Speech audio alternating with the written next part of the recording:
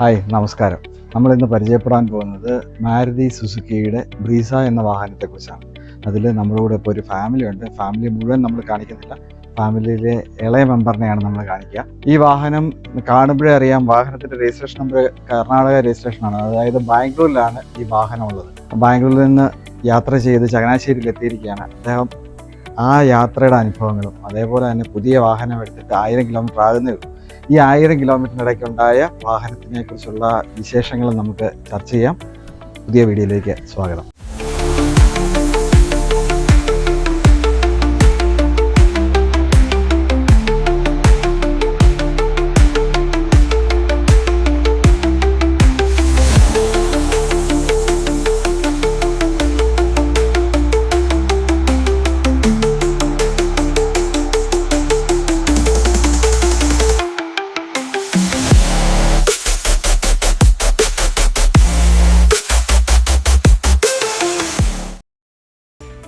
Hi, നമസ്കാരം.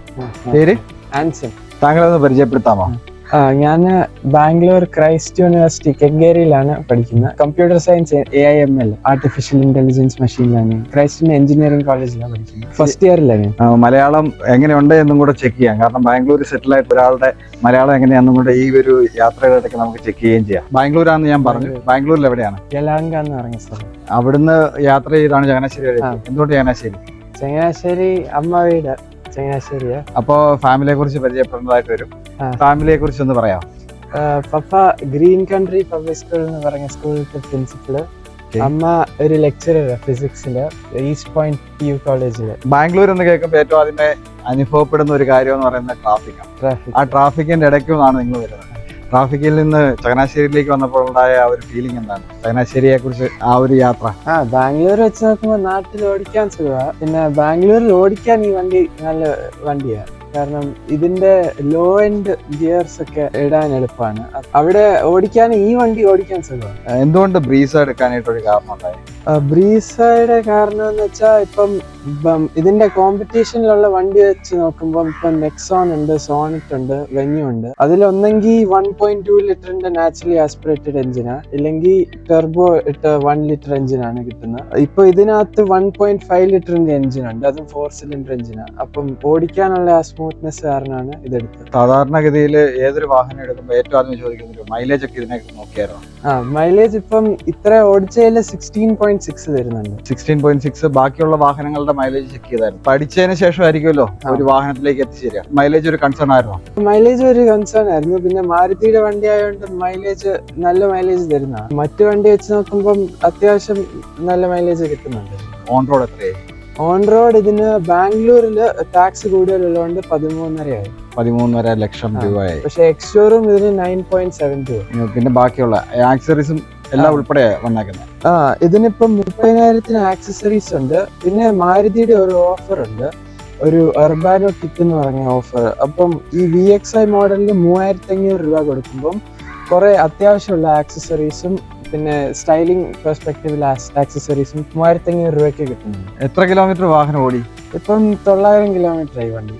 ഈ 900 kilometre ഓടിയ സാഹചര്യങ്ങൾ കൊണ്ട് ഏകദേശം വാഹനത്തിന്റെ പ്രശ്നങ്ങൾ എന്തെങ്കിലും ഉണ്ടെങ്കിൽ അറിയേണ്ട സമയമായി. പ്രശ്നം എന്ന് വെച്ചാൽ ഒരു പ്രശ്നമുള്ളത് ഇതിന്റെ ഒരു 6th ഗിയറിന് കുറവാണ്. അപ്പം 5th ഗിയറിൽ ഇട്ട് 80യുടെ മേളിലെങ്ങാനും ഓടിക്കുകയാണെങ്കിൽ ഇതിന് നമ്മൾ ഫേസ് ചെയ്ത പ്രോബ്ലവും പിന്നെ മറ്റ് വണ്ടി ഉള്ളവർ പറയുന്നതാണ്, ഇത് 80യുടെ മേളിലോട്ട് ക്ലൈംബ് ചെയ്യാൻ ഇച്ചിരി പതുക്കെയാണ് ക്ലൈംബ് ചെയ്യുന്നത്. ഇതിന്റെ ബുദ്ധിമുട്ടായിട്ടല്ല, പക്ഷെ സ്ലോ ആയിട്ടാണ് ക്ലൈംബ് ചെയ്യുന്നത്. 80 കിലോമീറ്റർ സ്പീഡ് എന്ന് പറയുമ്പോൾ അതിനൊരു വാണിംഗ് വന്നതാണ്.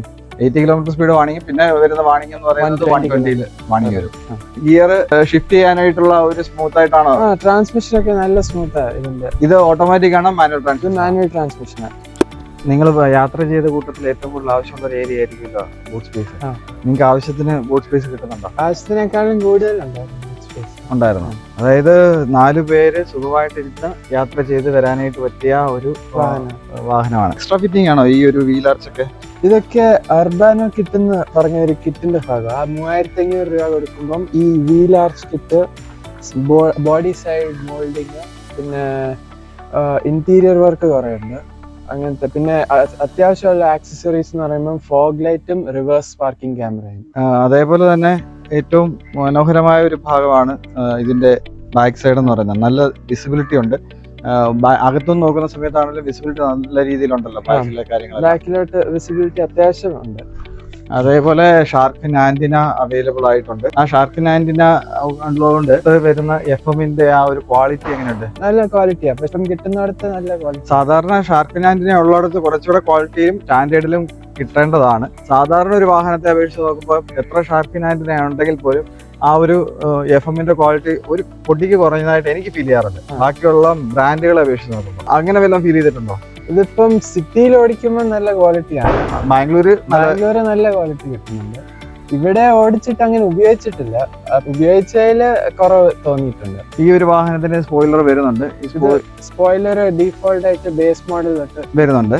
അപ്പം നമുക്ക് ഈ സ്പോയിലറിന്റെ ഏറ്റവും പ്രധാനപ്പെട്ട ഉദ്ദേശം എന്ന് പറയുന്നത് സ്പീഡ് കൂടുമ്പോൾ ഒന്ന് നല്ല ഒരു കംഫർട്ടും അതേപോലെ തന്നെ സേഫ്റ്റിയും സ്റ്റെബിലിറ്റിയും കിട്ടുക എന്നുള്ളതാണ്. അപ്പൊ ഈ ഒരു സ്റ്റെബിലിറ്റി വാഹനം സ്പീഡിൽ പോകുന്ന സമയത്ത് കിട്ടാറുണ്ടായിരുന്നോ?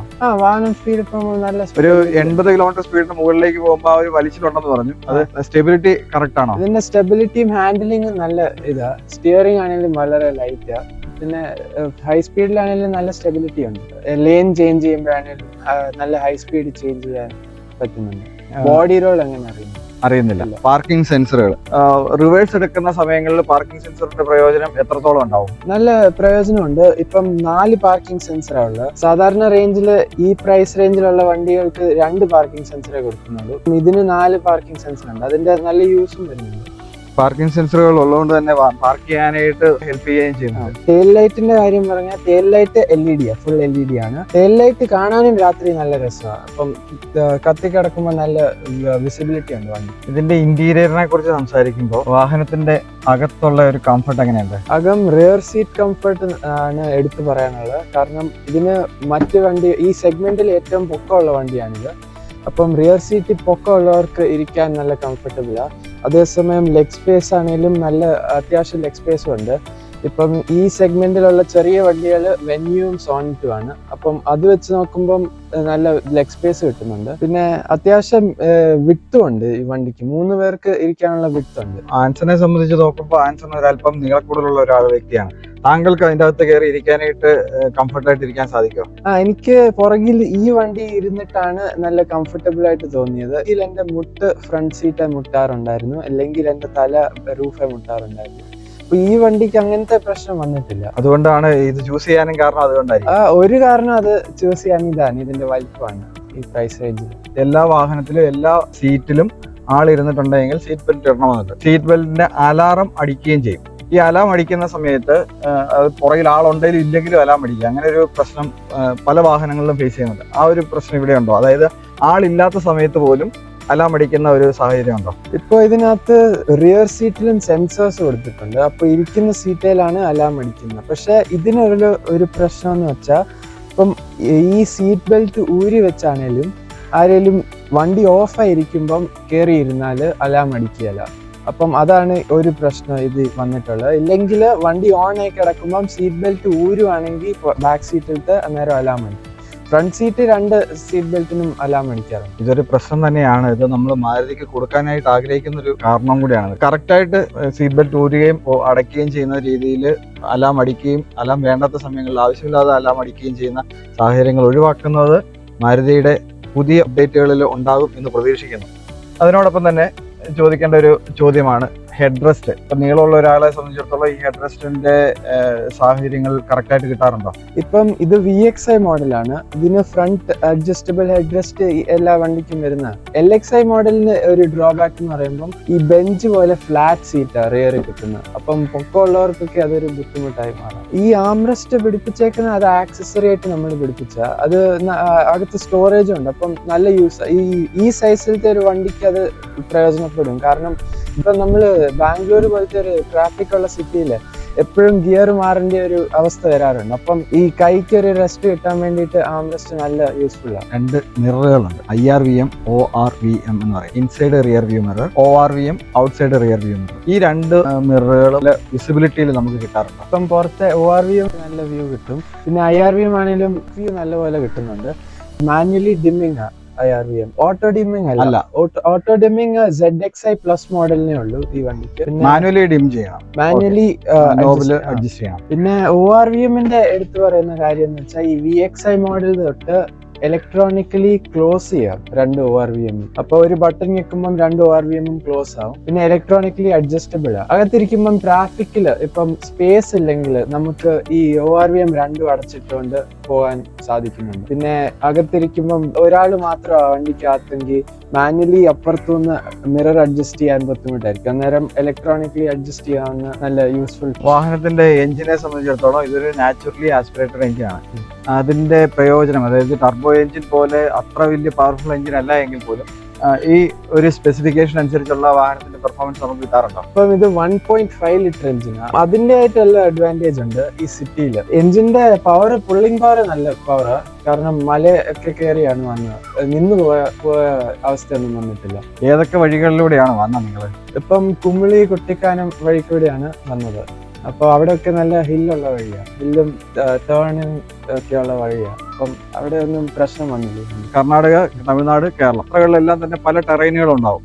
പല ടെറൈനുണ്ട്. പിന്നെ പല എക്സ്പ്രസ് വേ പോലത്തെ വഴികളുണ്ട്, പല ട്രാഫിക് ഉള്ള വഴികളുണ്ട്. എല്ലാം നല്ല സ്മൂത്ത് ആയിട്ട് വണ്ടിയുണ്ട്. ലേഡീസ് നമ്മളെ സംബന്ധിച്ചിടത്തോളം വലിയൊരു കൺസേൺ ആണ്. കറക്റ്റായിട്ട് ട്രെയിൻ ചെയ്ത് കിട്ടിയില്ല എന്നുണ്ടെങ്കിൽ വളരെയധികം പ്രശ്നങ്ങൾ വരും. ആ ഒരു പ്രശ്നങ്ങൾ വല്ലതും ഉണ്ടായിരുന്നോ? ഇപ്പം ടേണിംഗ് റേഡിയസിന്റെ കാര്യം പറയുവാണെങ്കിൽ ഒരു 4 മീറ്റർ നീളമുള്ള വണ്ടിക്ക് നല്ല ടേണിംഗ് റേഡിയസാണ്. പിന്നെ ചെറിയ വണ്ടി ഓടിച്ച് പരിചയമുള്ളവർക്കൊക്കെ ആദ്യം വെച്ചൊരു ബുദ്ധിമുട്ട് വരാം. പക്ഷെ ഈ 4 മീറ്റർ വണ്ടി വെച്ച് നോക്കുമ്പോൾ നല്ല ടേണിംഗ് റേഡിയസ്. ഇത് 4 മീറ്ററിലും താഴെയല്ലേ? 4 മീറ്റർ 3.995 മീറ്റർ ആണ് ഇതിന്റെ ലെങ്ത്. മുമ്പ് പറഞ്ഞു മാരുതിയുടെ ഒരു കിറ്റ് ആക്സറി ആയിട്ട് കിട്ടുന്നുണ്ടെന്ന്. എന്തൊക്കെയാണ് അതിൻ്റെ അകത്ത് വരുന്നത്? ഈ കിറ്റിനകത്ത് കിട്ടുന്ന ആക്സസറീസ് എന്ന് പറയുമ്പോൾ ആദ്യത്തേത് നമ്പർ പ്ലേറ്റിന്റെ ഈ ഫ്രെയിം ആണ്. ഈ ഫ്രണ്ടിൽ നിന്ന് കാണുമ്പോൾ ഇത് ആക്സറിയാണ്. ഇത് ആക്സസറിയുടെ ഭാഗമാണ്. വരുന്നത് ഫോഗ് ലാമ്പ്, അത് ആക്സസറീസിന്റെ ഭാഗം. LXiക്കും ഇല്ല, VXiക്കും ഇല്ല, ZXiക്കും ഇല്ല. ZXi പ്ലസിനാണ് അവർ ഫോഗ് ലാമ്പ് കൊടുക്കുന്നത്. പക്ഷെ ആക്സസറി ആയിട്ട് അത് മേടിക്കാവുന്നത്. വീൽ ആർച്ച് കിറ്റ് എന്ന് പറഞ്ഞാൽ ഇത് ആക്സസറിന്റെ ഭാഗമാണ്. സൈഡ് ക്ലാഡിങ്, ഡോർ സിൽ ഗാർഡ് എന്ന് പറഞ്ഞാൽ ഇത് ആക്സസറീസിന്റെ ഭാഗമാണ്. ഈ വുഡൻ തീമിന്റെ ഡാഷ്ബോർഡും ആക്സസറീസ് ആയിട്ട് കിട്ടുന്നതാണ് ഈ കിറ്റിന്റെ കൂടെ. 3D ഫ്ലോർ മാറ്റ്, അതും ഈ ആക്സസറീസിന്റെ ഭാഗമാണ്. മാരുതി തന്ന ആക്സറീസ് പറഞ്ഞു. അത് കൂടാതെ ഏതൊക്കെ ആക്സറീസ് ഇതിന്റെ കൂടെ ഫിറ്റ് ചെയ്തിട്ടുണ്ട്? കമ്പനിയിൽ നിന്ന് തന്നെ റിയർ എക്സ്റ്റൻഡർ, അതേപോലെ front extender, rear skid plate, front skid plate. പിന്നെ ഈ സൈഡിലോട്ട് വരുവാണെങ്കിൽ ഈ ക്രോം ഫിനിഷ്, ഇതിന് പറയുന്ന വിൻഡോ ഫ്രെയിം കിട്ടുന്നതാണ്. ഈ വാഹനം എടുക്കാനായിട്ട് ഏതെങ്കിലുമൊക്കെ ഫീച്ചേഴ്സ് നിങ്ങൾക്ക് ഇഷ്ടപ്പെട്ടിട്ടുണ്ടോ? ഇപ്പം മാരുതിയുടെ കാര്യം പറഞ്ഞാൽ ബ്രെസൈക്ക് ഫീച്ചേഴ്സും ഈ സെഗ്മെന്റില് ഇച്ചിരി കുറവാണ്.